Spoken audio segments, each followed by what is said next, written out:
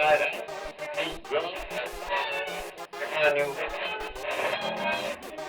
doesn't.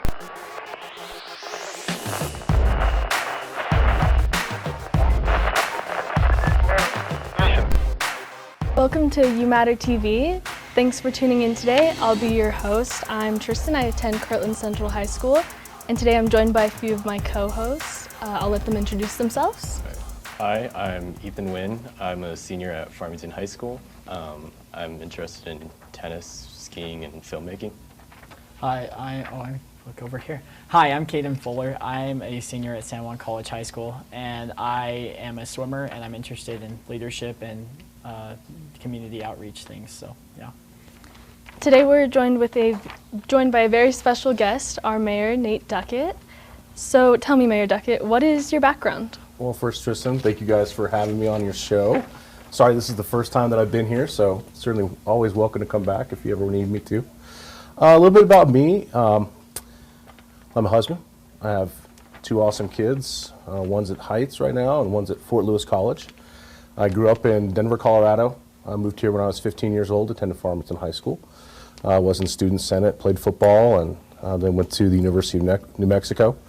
And from there, kind of started a career that I was already engaged in with Hastings Entertainment. I don't know if you guys remember Hastings or not, but books, music, video, all the cool things in life, that's what we did. And so I worked for Hastings for 12 years, Arizona, Texas, and then back here in Farmington before opening up my own business, an insurance agency, back in 2010. And from then I was able to kind of open up opportunities, being able to control my own schedule with my business to get involved into kind of volunteering opportunities and serving on boards and things of that nature. So that kind of propelled me to the point where I determined to run for city council and then eventually as mayor. It's amazing. So, Mayor Duckett, do you think you could talk a little bit about what a mayor does and what city council does? That's a really good question. There's a lot of people who aren't quite sure what exactly their council does, but there are 4 councilors in our community. They each represent a district, and then there's a mayor who is voted at large for the entire city. And we have a council city manager form of local government. So the mayor is kind of the CEO of the board, which is the council. You know, we're engaged in policy making and legislative matters. And then we hire a city manager who oversees the daily operations of the city. But your mayor and your council kind of set the tone based upon what the community members want to see their local government do, where we want to go. And so, you know, just recently we've just passed our 2040 plan, which essentially kind of lays the roadmap for where we want to see the city in the next 20 years. We've just completed a intense community transformation conversation about projects that are going to be coming up and looking at bond opportunities where we can invest in certain things here in our city. But generally speaking, I mean, we're here to make sure we're the voice and being representative of the people of our community. Awesome. I have a question for you. Why do you think it's important to get involved in local government, and why should everyone else get involved in local government? Well, you know, I think it's especially in the times that we live in right now, it's important to stay engaged with what's happening and to be aware of what your voice can do and what your efforts can do.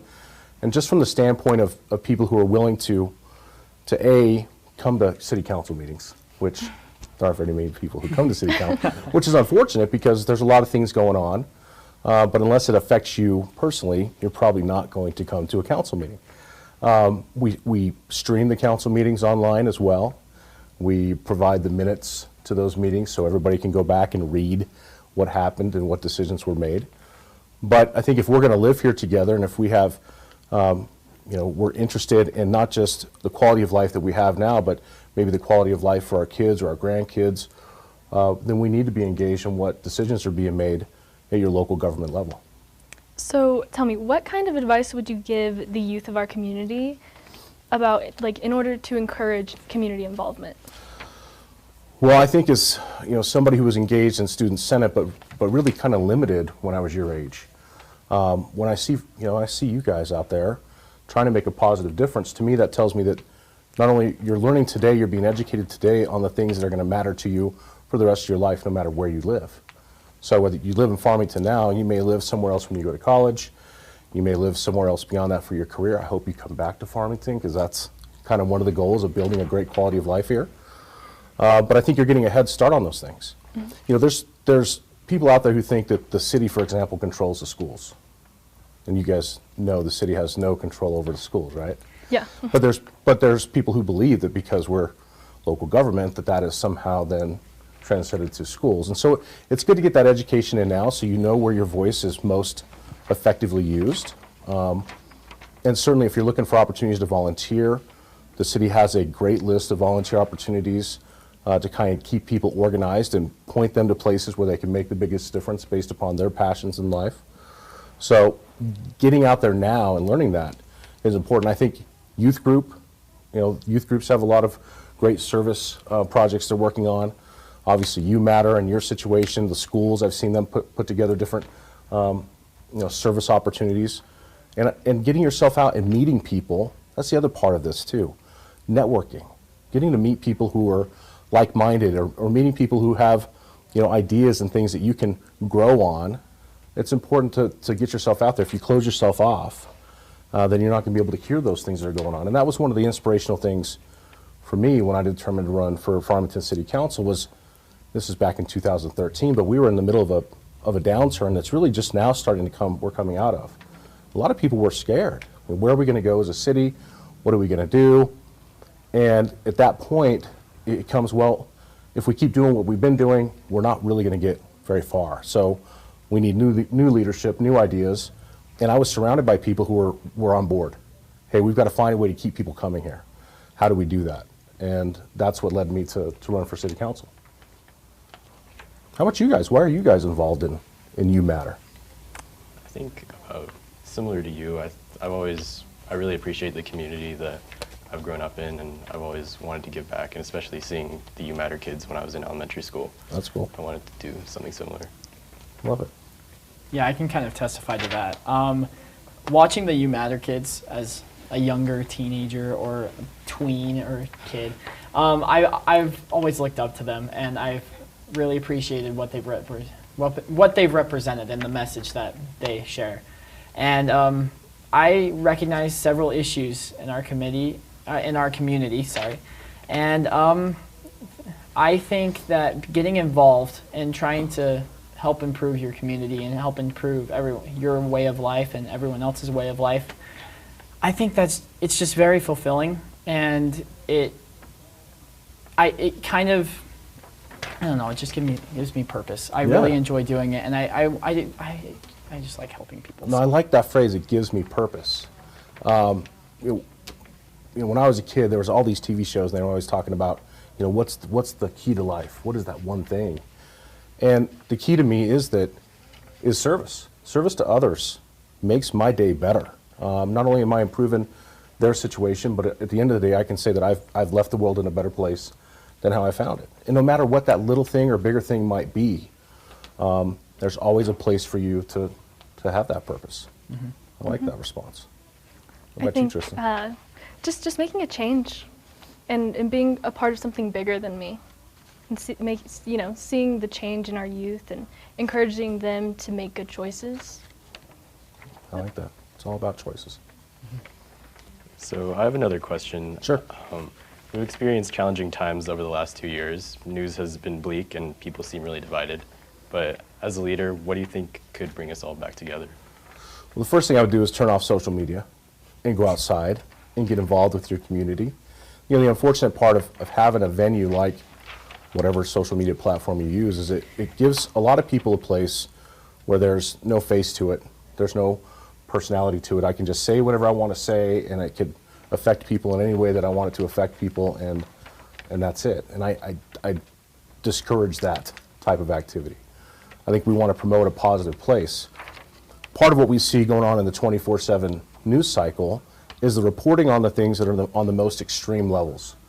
The most extreme left and the most extreme right are what makes the news, as opposed to where I believe most of us are here in the center, trying to live our lives to the best of our abilities, go to school, take care of our families, go to work, whatever the case may be.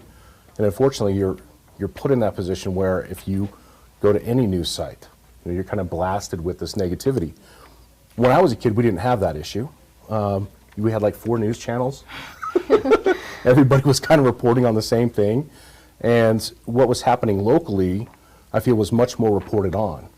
So, we've lost a little bit of our media presence here in the city. And so we lose that opportunity to see kind of the positive things because we're overwhelmed with the negative things. So I think if we kind of do what we spoke about earlier, if we were able to put aside the I and the me's and start thinking about the we and how our actions and our words can really affect other people, and instead of judging you based upon whatever political stance you may have and getting to know you before I even need to know what your political stance is, I think that goes a lot further. Like, we have a lot more in common than we do otherwise. But we've become the society where we put our political beliefs, on our shirts, like a NASCAR shirt. We're sponsored by whatever political belief we have, and I don't want to talk to you if you don't agree with these top 4 things on my list. And I think we're losing out. I mean, society is missing the boat to really build bridges and bonds because we care more about, your right and left beliefs on the world that we live in. So I think just setting aside a lot of those things and asking questions and getting to know people beyond the realm of politics would be very helpful in bringing us together. Certainly in this area, in a place that's very culturally diverse, it's important that all of us recognize kind of we share the same plight. Our actions here in Farmington impact the people in Shiprock. The actions in southern Colorado impact the people in Farmington. But so we're all kind of in this greater, world together. Let's really foster that idea instead of just thinking that I'm in the silo and what I do only impacts me. It doesn't. So I think overcoming that hump, putting aside those differences and focusing on ways that we can build things together, because, like I said, we share more in common than we do otherwise. Mm-hmm. I just have to say, I absolutely agree. I think building relationships with your peers and building relationships with your community is one of the best ways that we overcome these gaps in our lives, these political or social gaps in our lives. We just need to build relationships with our community. Right. And I just wanted to say I agree with you. Well, and treat people like human beings. Yeah, no, for sure. It doesn't matter. The color of your skin doesn't matter to me. I mean, I truly believe in that philosophy that it's about your character. I mean, I hold true to that. And I come from a place, in my experience in operating and owning businesses, my objective in operating my stores was to make it a place where no matter who you were, you felt welcome. And that same philosophy is something we're trying to do here with the city. I want everybody to come to the city of Farmington and go, look, this is a great place. Everybody's welcoming.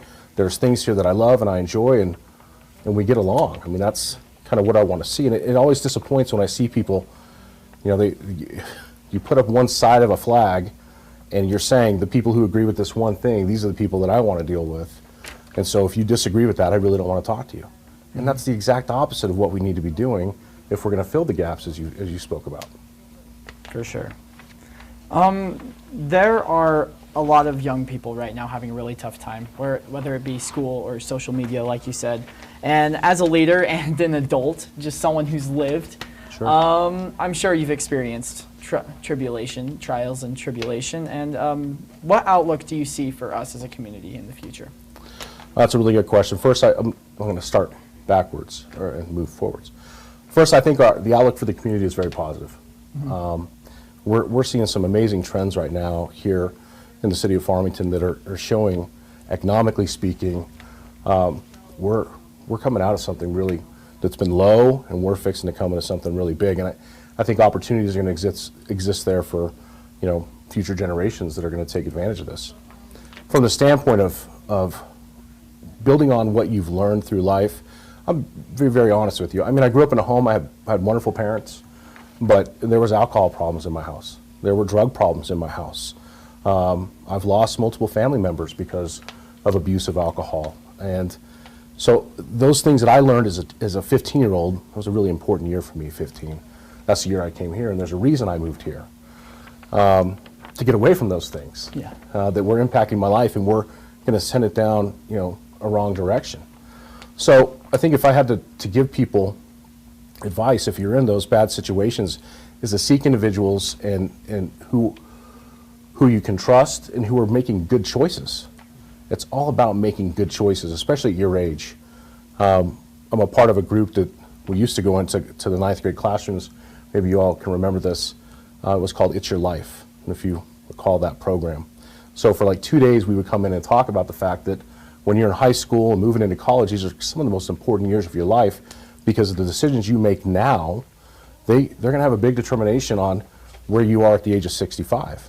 And we say that from the standpoint that if you could build a perfect road on how to get from being 15 to the retirement age, the golden years, would be to graduate high school, go to college or go to trade school, and start your career young, so that at the point that you're 45, 50, 60 years old, you've made money and you've put money away so that you could retire. And instead of staying away from those ideas that, right now I can goof off, I can make bad choices, I cannot go to school, I can do drugs, those things are going to be counterproductive to making you at 65 be in the place that you really want to be. So I would just encourage kids to look, if you're in a place where the people that you're surrounding are doing bad things, you got to change that dynamic. And I know it's easier said than done, but there's groups like UmattR, or there's youth groups at the churches, or there's other places. We have the mayor's teen council that meets at the library. There's places where you will find those individuals who are trying to make good choices, and get involved in that. The other part of it too is to remember that today is, while today seems like it's forever, it's not. The time is moving by so fast, and when you get older, you really recognize that. And things will improve. Where you're at right now is not always going to be that spot. And if you're depressed about things that are going on in your life, and you feel like there's nowhere else to go, there's people out there, and there's plenty of resources here in the community, and certainly talk about those here on your show, of people who do care and who are looking for opportunities to provide that hand up, or that change that attitude, that mindset, to get people who are feeling that way out of that place. One of the best things I think we have here in the Four Corners is the outdoors too. If you just turn off the TV, you turn off YouTube or TikTok or whatever else is going on, and go outside and see what's happening here, just this beautiful time of year, it can change your mind instantaneously. Get outside. I totally agree. With that program you were mentioning, was that when you were a senior that you went into freshman classes, or? No, this is actually this as an is adult. Now. Yes. George Sharp, who was a part of the Farmington Chamber of Commerce Education Committee, George helped put this program together. We listened to Pink Floyd. I don't know if this is catching anybody, if you guys remember this or not, but the song Time. And Time talks about somebody who's living in a town. He's chosen not to make good choices. And then all of a sudden, years go by and all of his friends are gone and they're living their lives, and he's still stuck living in the past. And I think it's just, it's relevant, and this is a 1970s song, but it's relevant at any time. I grew up listening to that song. Yeah, so it's, and that's kind of the point of it, is you can take a hold of your own destiny right now. And I think at your age, there are so many resources that are being made available to make sure that you have the best opportunity to do the best with your life. Don't waste it. Use those teachers and those administrators and those programs that are designed to make sure that you can get out of here and go out and make yourself better, so you can take care of yourself and your family and those kind of things. Mm-hmm. It's amazing. Does anyone have anything else to add? I think I'm good. All right, well, that's the end of our questions. Thank you so much for joining us today. Thanks for being, thank you. We are very grateful to have you on. Special thanks to our guest of today, Mayor Duckett. Make sure to tune in next time, and we'll see you later. All right.